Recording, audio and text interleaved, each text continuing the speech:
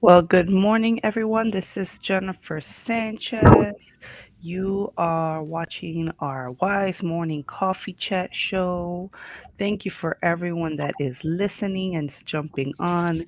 If you guys are watching through the Facebook group, remember to please, go to chat.restream.io so that I'll put it in the chat right now, just so that you guys can show your name, because if you guys are commenting through there, we cannot see who you are. So, mental health today. And let me introduce myself. My name is Jennifer Sanchez. I'm the founder of the Women's Institute of Self Development and Efficacy, WISE for short. I'm super excited to be here because we just like to bring inspiration, conversation, motivation. And of course, I got a co host with me today, I got a guest today, and vacation started for the kids, so we're super excited, right? So that's who I am. Liza, can you introduce yourself to the viewers? Oh, you're muted. I'm on here throwing my hands in the air for nothing. I said, I'm Liza. I'm from Simply Destiny, and I'm the co-host today. Woo woo. um, People are probably like, "What is she doing?" Anyways, my name is Liza, and I'm from Simply Destiny. We are a not-for-profit that promotes mental health awareness in teens and youth. And I'm so in love with this topic this morning. So, good morning, everybody. Hope you have your coffee ready because we're ready for conversation.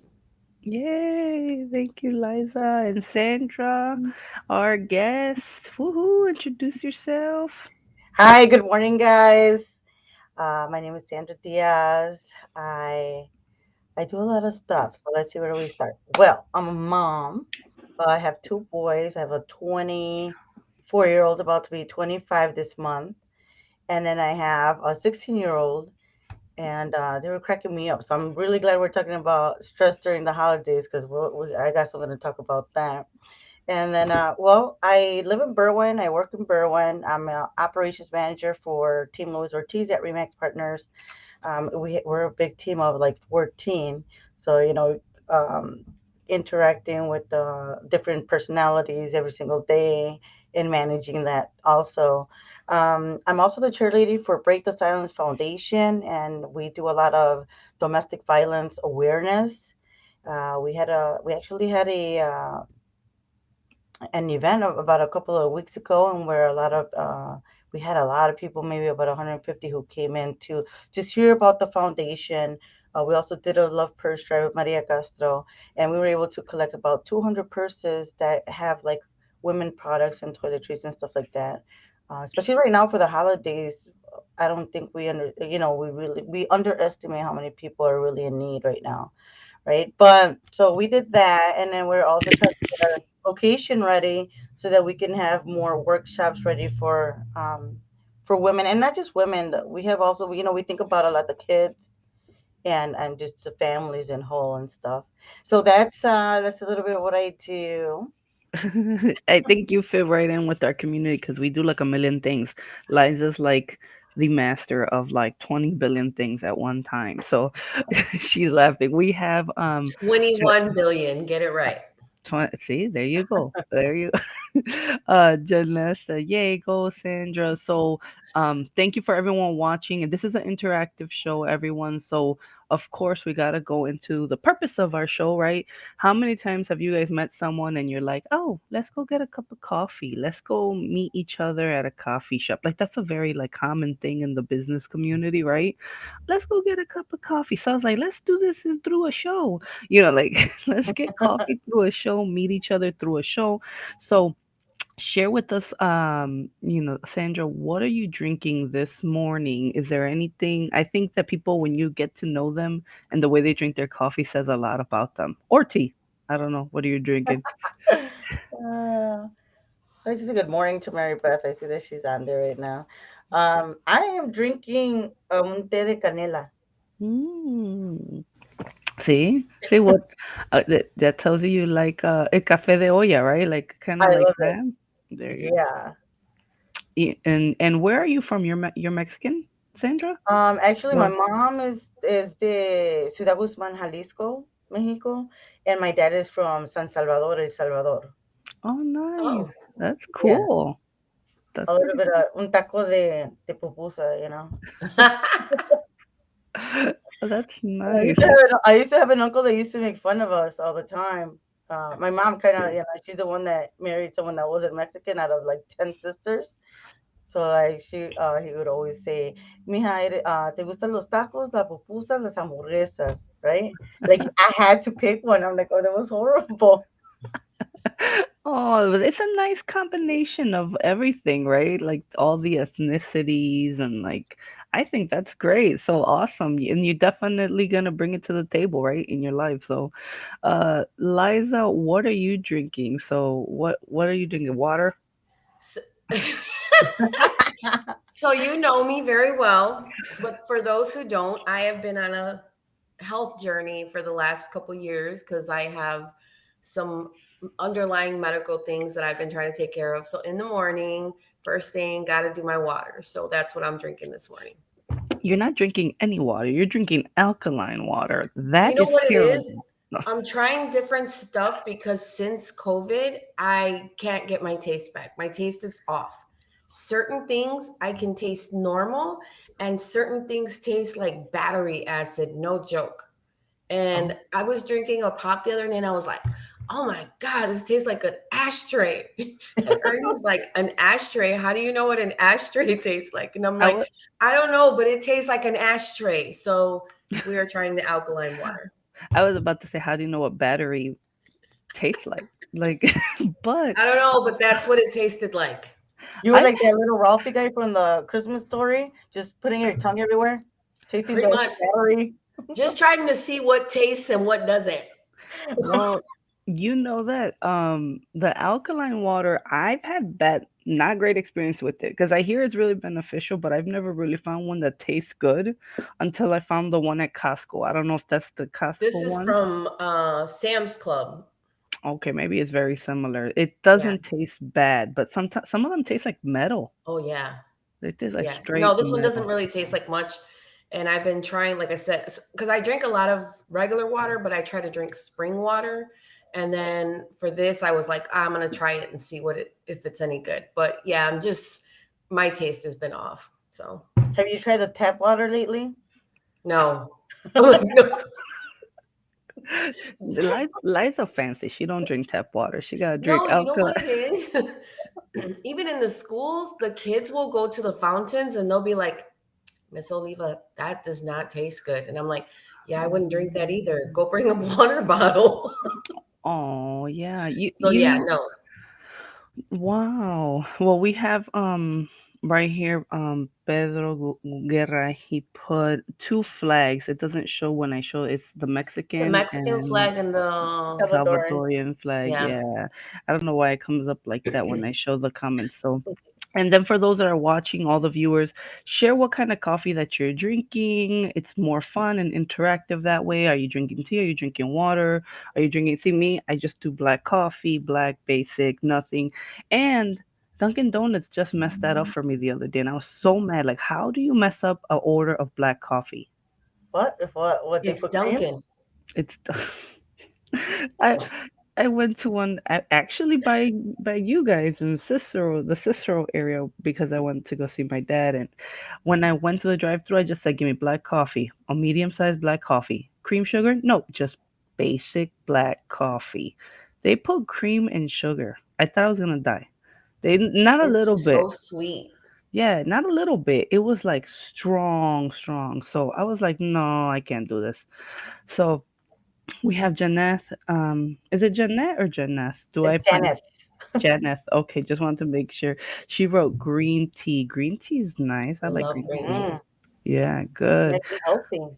It is healthy. So awesome. So definitely keep sharing what you're drinking this morning if you're drinking anything. So me with my black coffee, Sandra with her canela coffee, Liza with her alkaline water. And let's go straight into conversation. And again, interactive show. Feel free to comment and engage with us and share your opinions. We are going to talk about mental health. So and let's start with you, Sandra. I know that you have a story that you wanted to share. How did you even get into the concept of, and I know you were like, I love mental health. I want to talk about mental health. So can you share with us, like, why is mental health important to you? Well, to me, it's something that hits home, and really deep. I think, well, what happened is like, my son, my older son, as he was growing up, there was some issues that he was going through, and I wasn't sure why. Right, Mm, then he was embarrassed to say certain things, like he would say, like, he would hear things, or and I would be like, well, people talk all the time, maybe people that are walking in front of the house. And as the years went by, it's like things started to do. He like I would wake up like at 6 in the morning, and I have this weird habit of waking up in the middle of the night, right? And just making sure that everything's okay, that the doors are locked again. I'm like, I have paranoia, right? And so, with a good cause, I woke. My dad used to do that to us.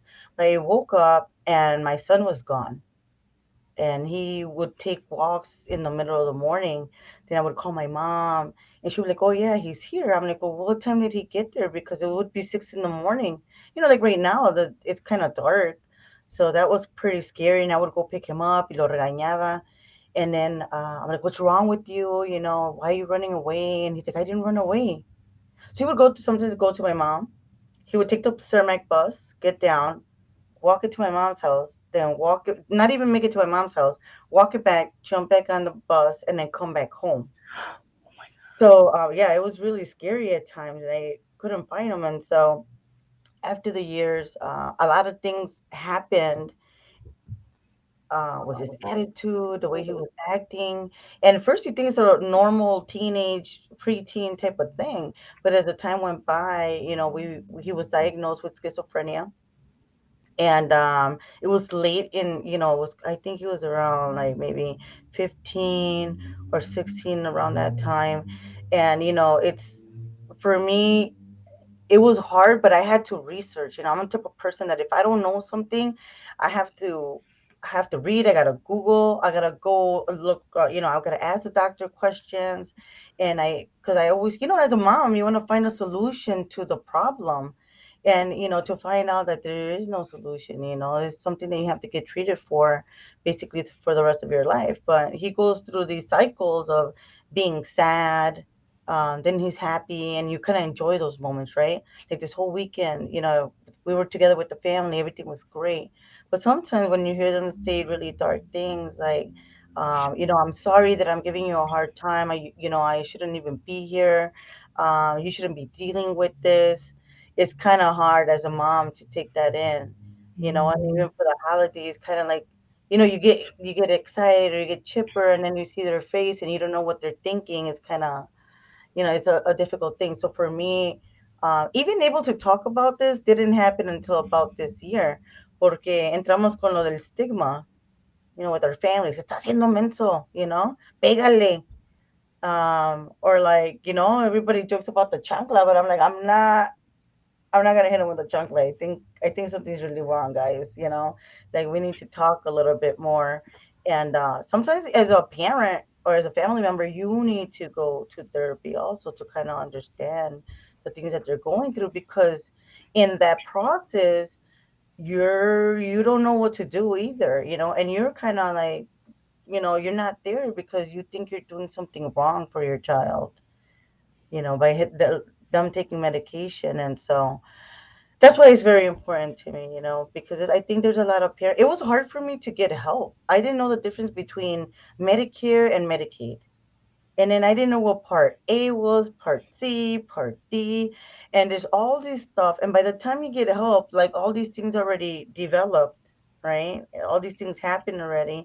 And I just think, man, y eso es que I think I have a great network of friends, that can guide me to the right place. And even having that was really hard for me. So nomás me imagino a veces, like the parents que están allá afuera que hablan español y que no saben que hay Mm, ayuda, or not having where to go for this type of help. So I hope next year, that we can bring more awareness to mental health, and that we can also give more resources to parents, in our Latino community, especialmente because they don't want to believe it. They're like, nah, no, it's not true. And I'm yeah, like, man. And so sometimes you kind of stay away from family or friends that don't understand because, you know, in yeah, this time. yeah. The famous phrase like "nomás tan locos," tan like it's just a cop out, like just blame locals, right? Like the Latino I, community. Yeah. Um. Well, now I see why I have both of you here because Liza has a I mean, she does mental health awareness for youth, right? And I'll let Liza speak on that, because maybe you two definitely can partner up and do things together. So, for Liza, sure. share with So her. that was one of the reasons I wanted to talk about mental health, everything that she just said, because honestly, um, so for anybody that doesn't know my organization or my backstory, I actually lost a daughter at 16 to suicide. And that was over 11 years ago. And since that time, we did exactly what you said. Like we created this place that was a safe space for kids to come in and do dance and art and for free of charge. And we have probably 90% of our kids are Latino. But the biggest thing that we noticed was it wasn't just affecting the students, it was affecting the parents, the families as a whole, because like you said, the parent, I remember one time I had a parent who her child needed therapy. She was going through some stuff at school, and mom said the medical card got canceled. I don't know why. I don't know what to do. Like it literally was a whole process to get them reinstated to the insurance and do all these different things so that she could get the therapy she needed to get her back on track. So it wasn't even um, that it was just like, oh, she needed therapy. It was like, no, we need to get insurance. We need to do this. We need to do that. Now we got to get her into therapy. Okay, now we got to do, deal with the school. It was like a whole thing. And the reason that I really wanted to talk about mental health was exactly that. The moms are the ones that are literally struggling to hold it together, because I've had to hospitalize my daughter. I've had to hospitalize my son. And during those times, like you feel like your whole world is falling apart. And it's like, but that stigma is what keeps us from like reaching out and saying, hey, I'm going through something. Can you help me out? And it may seem like so small, but even just like, it was funny because this is a joke that me and my brother have at the studio. So, the reason I always say Operation Grinchmas is because I'm the mean one and Marty, who's my brother, is the nice one. And so we got COVID pretty much at the same time, and all the parents were taking Marty's soup and they were taking him food. And I'm like, and what about me? I didn't get nothing. But even something as small as that, asking for, hey, can you help me out? Hey, can you, or even like if I knew that a friend was going through something, like I'm going to drop off a pizza for you and your kids. One less thing that us as moms or dads have to worry about. And I think a lot of times that's the bigger stigma, is that we don't want nobody to know what's going on. We don't Yeah. want nobody to say, damn, her kid's messed up, or, Oh it's yeah. it's a lot. It's a lot to take on as a parent. And during the holidays, it's 10 times harder because you have to worry about how you're going to get gifts, what kind of gifts you're going to get, how are you going to afford those gifts?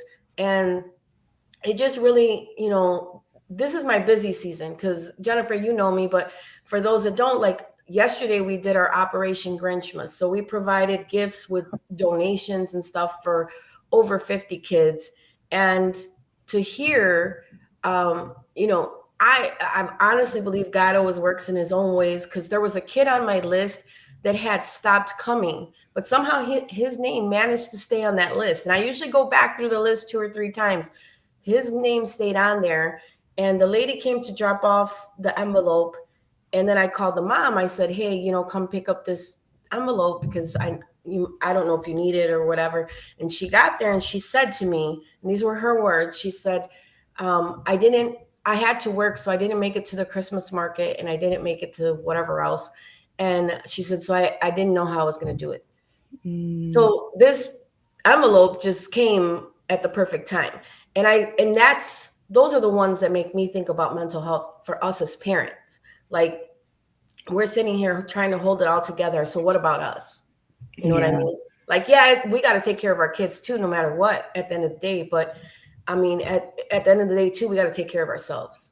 Absolutely, absolutely. This brings a question, and just to ask, and we can talk about that, like the whole even mom shaming, right? Like, cuando, like if our family finds out, or there's something going on, and our children are struggling with it, the first person that gets blamed is who, right? Usually the mom gets the spotlight goes on her as to what's going on, which Yeah. is really it to me it's definitely unfair. I don't know what you guys think thoughts around that. The whole mom shaming. Yeah, I think it was maybe like last year, and I tell you that the reason why I even was okay with talking about it because um I have a neighbor that's not too nice, and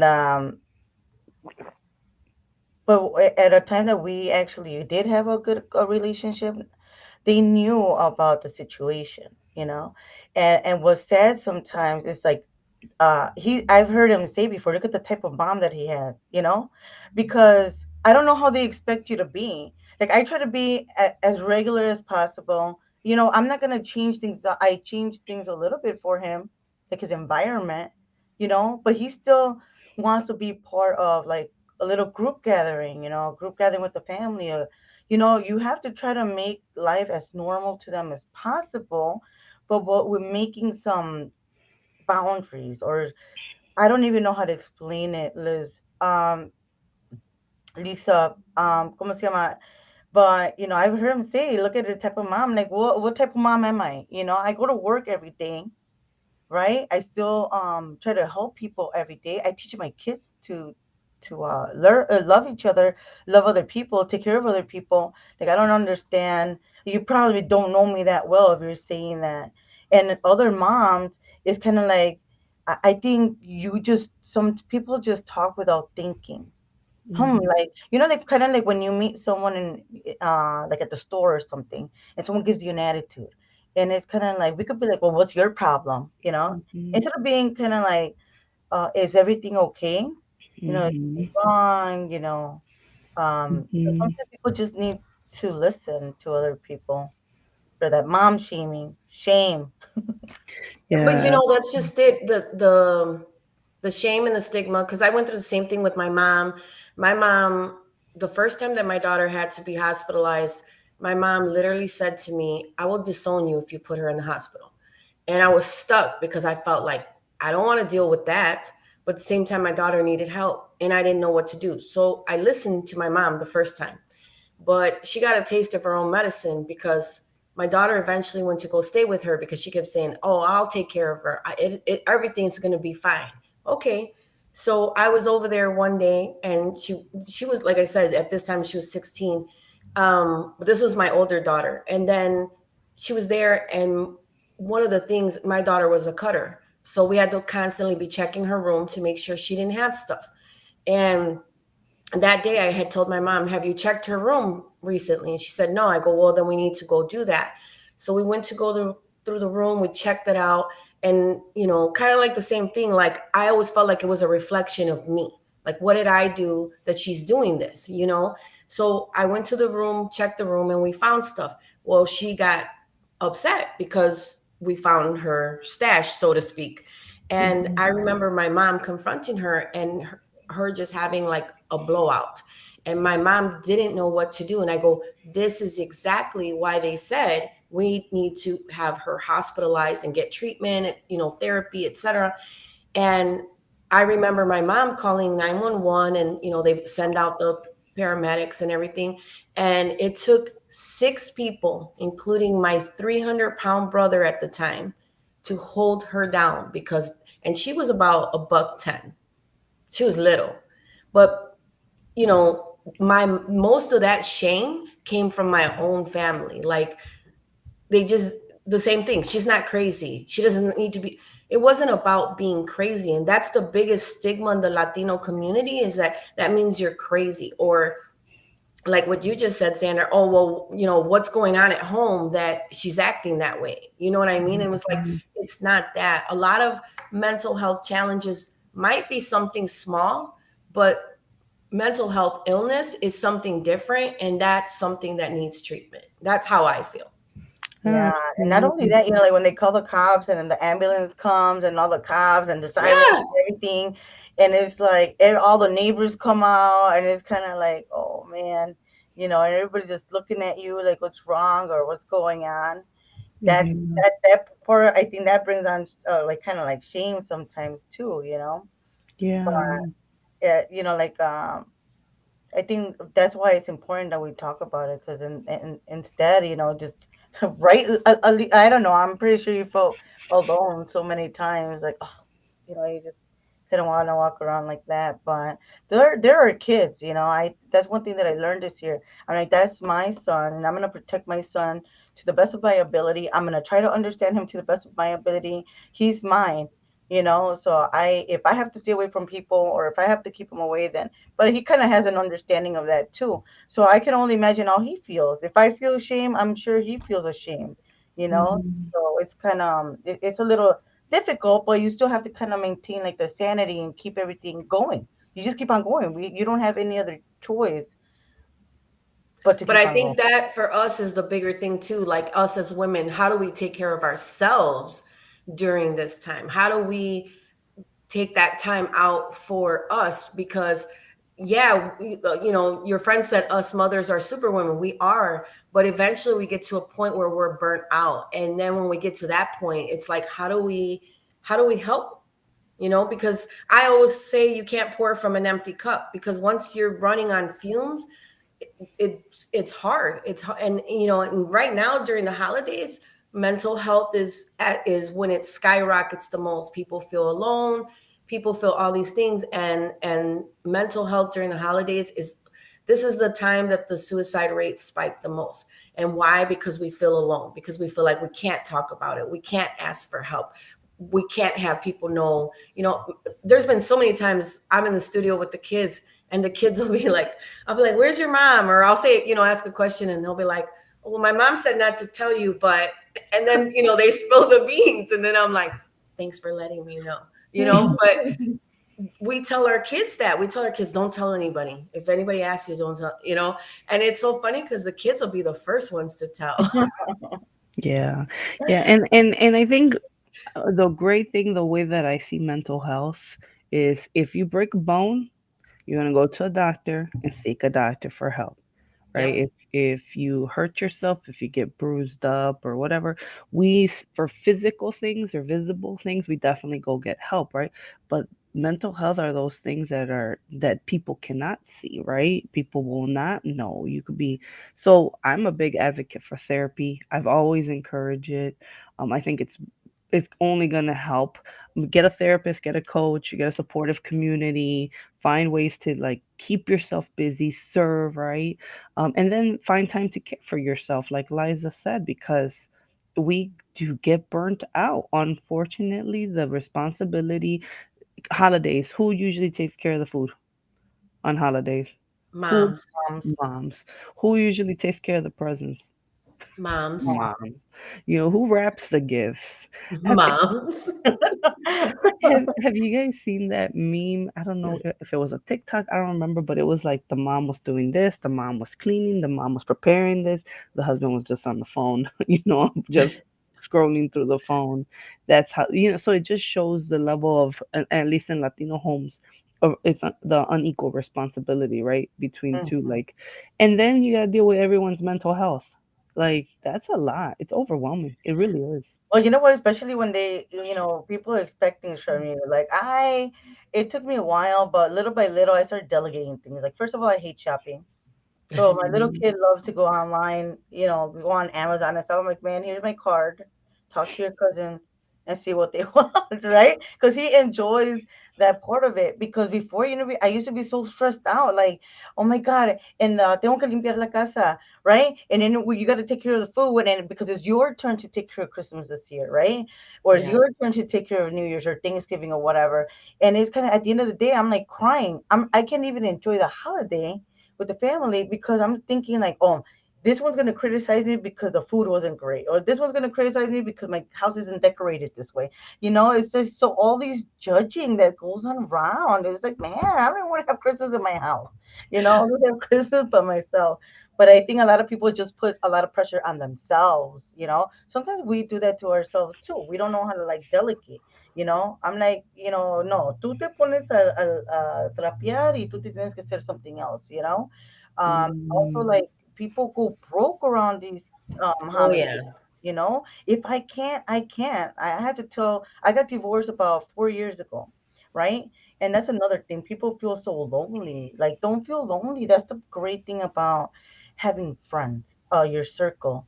Your circle keeps you nice and loved. You don't necessarily need a partner to feel that love. As sometimes we have our family, we have our friends. There's always someone there ready to love us and stuff like that.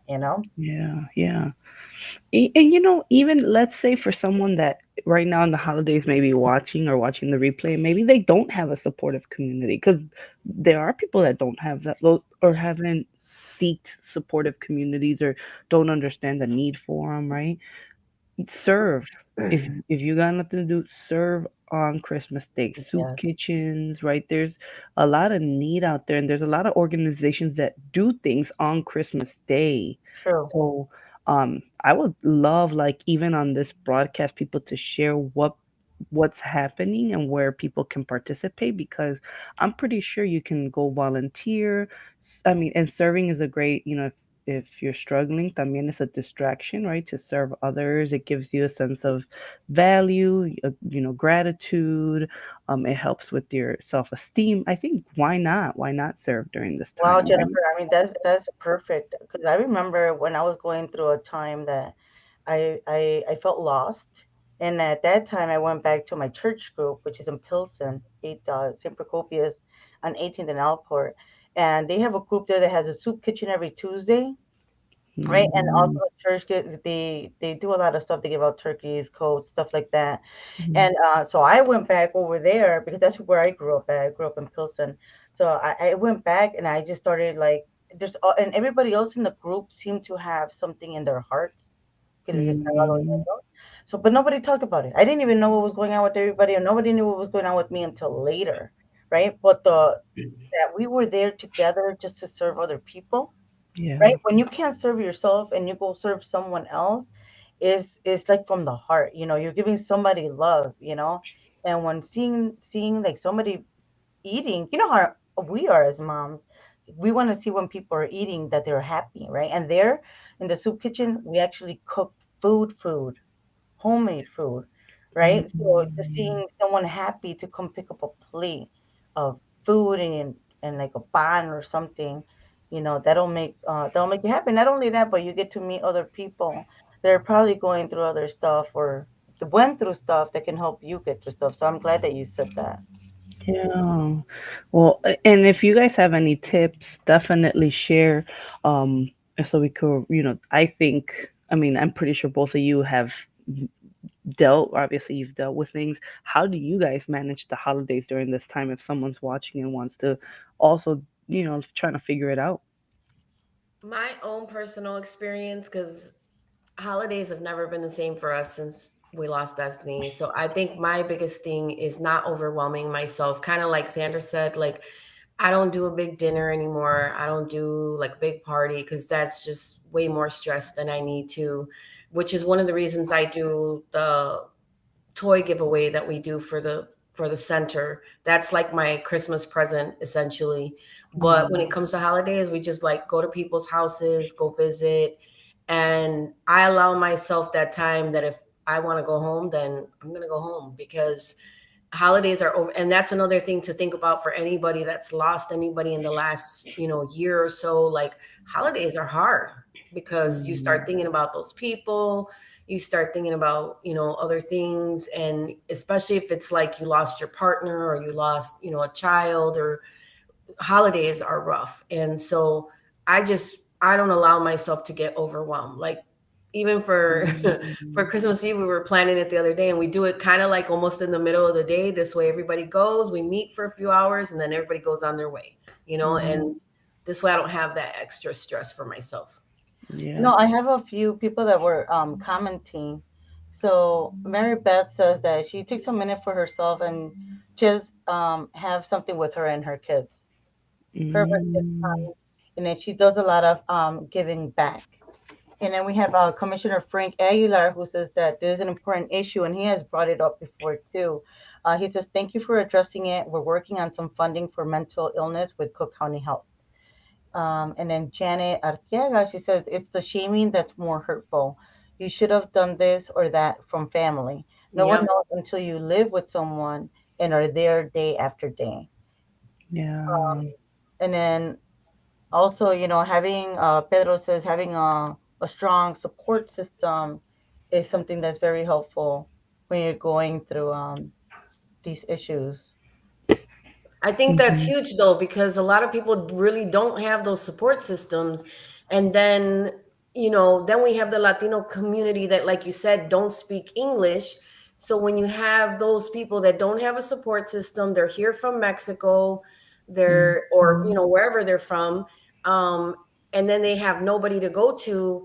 Those are the hardest ones because I've actually dealt with a few families like that. And then you have the situation where it's like, they're afraid to ask for help because of the fact that they're not here, with status. So then that becomes a whole nother issue in itself because we've dealt with some families like that to the point where we would go pick up the food from food pantries, things like that, and drop it off because otherwise it's that stigma. It's like if I ask for help, what door am I opening? If I ask for assistance, are they going to come looking for me? So those are things too that we think about when we're doing, community service for our community because there's just way too many people out there that are not asking for help. Yeah, that's good. And I like that with your community, Sandra, there are people like Liza's community. Sandra has connections that are working towards mental health, right? There is resources out there, but like you said, people don't know. The immigrant community is scared, especially, I mean, Yes. I don't know if Aurora is a sanctuary city, Liza, but I know Chicago's a sanctuary city, right? So, I believe it is. But even that, what you just said, communities say, and this is me being transparent, but communities say, oh, we're all about the mental health initiative. But then they like in schools, you can't say the S word, you can't say suicide, you can't, there's certain things that they prohibit you from saying. mm, And the sad reality is we're losing way too many kids, yeah, way too many kids. yeah. Um, And that's what just I don't understand about like, and it's hard to cut you off, but because I've been like, it's been my big thing right now, and I don't know because I still have a teenager, but or what I went through with my son, but I just feel that that age group right there, like 13 to about 18, people don't want to deal with that. Oh no, it's too much work. I know it's too much work, but what we have to find programs, we have to create like I mean, I know that there's other organizations. That's why I'm trying to reach out to collaborate a little bit more because our teenagers, are kind of misunderstood sometimes. And we Yeah. need to well, teach that group right there. I mean, Mm, even when you think about just life in general, domestic violence, divorce, there's so many different topics that, I mean, you could pick any topic really. And if a child or a student is not allowed to express themselves, what do? They hold it in. Then what mm, they do is they hold it in for so long, they get to a point where they're like, I can't take it anymore. They start lashing out. When they lash out, what do? Oh, what the heck is wrong with you? Why are you acting this way? We're not giving them that space to be able to say, I'm mad. We have emotions. Why do we think our kids don't have emotions? You know what Mm-hmm. I mean? Like, good point. if you went through a divorce and it was rough, or you went through a domestic violence situation, it was rough. Imagine what they're feeling. And that's where we come from. My initiative is more about what are the kids going through? Because I've had some kids come through our doors and tell us stuff that you're right, it's dark, but it's dark Mm, for a reason. They're seeing things that they really shouldn't be seeing, but they're experiencing it to a point where they don't have anybody to talk to.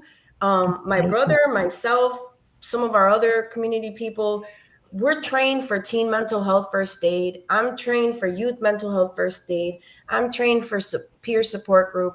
I'm trained for all these different things, but the reality is nobody wants to open those doors because they're worried about what it's going to expose. Yeah, yeah. Wow. Well, that's powerful, Liza. And I'm glad that we're having this conversation. Sandra and Liza, both of us being transparent, all of us being transparent and vulnerable. This conversation is not an easy conversation to have, right? It's not like, hey, let's go have a cup of coffee and talk about mental health. Like, no, Yeah. people don't do that, right? Right. They rather avoid those type of conversations. But I think, I was looking up something and something just to help while we're wrapping up 5 things that people can do to make this time a little bit easier, which we kind of touched upon here, is acknowledge and accept, right? Like your feelings, what you're going through. If someone has died, like it's okay to feel grief. And I think too many people want to like, let me push that away. I don't need to feel that, right? Yeah. um Making a budget, right? Like, hey, if like I love what you said, if you can only spend $100, that's all you can spend. If you can only spend 50, like go to Dollar Tree, get little cups. There's a lot of DIY ideas. Give everybody a little mug with candy in it and call it a day, right? You don't got Mm. to go all out for everybody. Manage your expectations, right? So understand that there's gonna be disappointment. You can do everything that you want, but reality is, and you guys can probably relate, it's not going to be the same as prior years. Holidays, if you're going through something, might not be like holidays looked like 10 years ago or when you were growing up, and I think a lot of people wish that it was. Volunteer, right? We're talking about making sure you volunteer and give back. And then seeking support, therapists, professionals, support groups, resources. Like there's help out there, but we don't take enough advantage for those that do are aware of what's out there to help us. So, um, and I want to make sure I share these comments. Pedro said strong support system. And then Janice said, yes, my 13-year-old told me once, my mom, you don't understand me because you don't come from separated family. I'm glad we do family therapy. Good for you. That's amazing. So, any final words that we want to share, any promos or anything that we want to share moving forward, or any advice or final words? Check on your strong friends. That's always my hashtag. If you see any of my posts, check on your strong friends, because a lot of us are struggling in silence just because of fear of what other people think.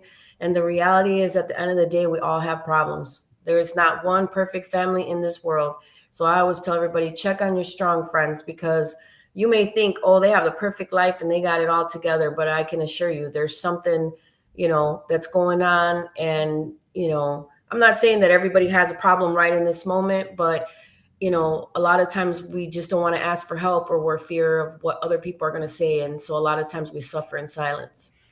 Yeah, yeah, totally Yeah, can that's see that. true. Thank you for It's sharing. kind And of like that, what you see, right? That the funniest people are the ones that kind of are sad too.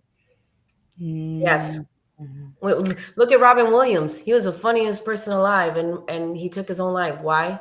because he was lonely, you know. And Mhm. I think that's a perfect example, because you look at him and you think he was rich, he was famous, he's, you know, all these things. What could he possibly be sad about? But the reality was he was struggling. And Yeah, that's what I'm saying. Like, I always tell everybody, check on your strong friends, because, you know, you'll see me because I posted on Facebook. for sure, I put for up a sure. post. I'm not feeling it today, but a lot of people don't do that. Yeah, yeah. And for those that want to reach out and learn more about Simply Destiny, it's simplydestiny.com. Definitely reach out to her or learn more about her organization. And then, Sandra, do you have any final words that you want to share? I do, yeah. Well, I have Mary Beth here. She's a parent liaison over here in Berwyn. So she just wants to say that Morton West has a social worker, psychiatrist, and a counselor for each student. Also here in Berwyn, we have Youth Crossroads, and they're for the youth here in Berwyn, also the YMCA, and they also have a system in place in the high schools. It's called Handle with Care, and that's another resource that they have too. And then Pedro says that the more we talk about mental health issues, the more people are more aware of them and can understand that programs are needed for this. So I just want to say thank you for having me on, and Jennifer, and thank you for having Liza on here, because now I feel like I want to connect with her more, because I feel like you gave me a friend that understands exactly what I'm talking about, and to be able to connect with having like that support system is so important. So I got to, Liza, man. I hope we connect right after this. Anybody that's listening to here, or if you know someone that's going through domestic violence, doesn't want to talk about it, needs some resources, needs some information, please reach out. We have Break the Silence Foundation.org. You can go on to our website, or feel free to inbox me, and then we can see which way we can help you out. But there's help out there, and you are loved, and you are appreciate this, and you got this. Nice, nice. I love that. So I'm assuming that this is a suicide awareness number. Yeah, that's the suicide hotline, and the text chat line for teens and youth, especially. A lot of kids don't like to make a phone call, so they'll do a chat. There's actually a chat that they can text 741-741, and they can put home, and it'll basically hook them up with someone if they need someone to talk to. Because when I say that this holiday season is the hardest on a lot of people, we want to make sure that they have their resources. And my biggest thing that we always share with the kids is, if you see that somebody that's struggling, or you know that they're making, you know, comments, to please get help. Like, there is help out there. There's so much help out there. It's just a matter of getting it, you know. Absolutely. Thank you for sharing. And I definitely appreciate everyone that has been watching, whether you've been watching through YouTube, through Facebook. Definitely let's share this so that more people can learn about all these great organizations. And I love those resources, Sandra. I don't know if there's a way we can grab that and put it on this stream also. But we'll definitely make sure we do that off air. And then for those that are watching, if you guys have any questions, comments, support, you want a different type of topic, always you can email me at womensselfdevelopment.org. You could definitely join our free Facebook community for women. It's Wise Women Support Group. And our website is womensselfdevelopment.org. And I got to show this. I'm super excited about this because this is super cute. But here is my card. Look at that. I have my online business card. I will not be carrying business cards no more. It's all online now, and we're going to be offering this to our membership community as part of their membership. So I'm super excited about that. Um, so thank you so much again, ladies, for being on the show, being transparent, for all the viewers talking with us and engaging. This has been a great conversation. I appreciate each and every one of you. I appreciate you too. This was great. Thank you so much. Appreciate it. Thank you. God bless you guys. Have a great day. Have a great Bye. Merry holiday. Happy Christmas. Merry Christmas. Happy holidays. Make some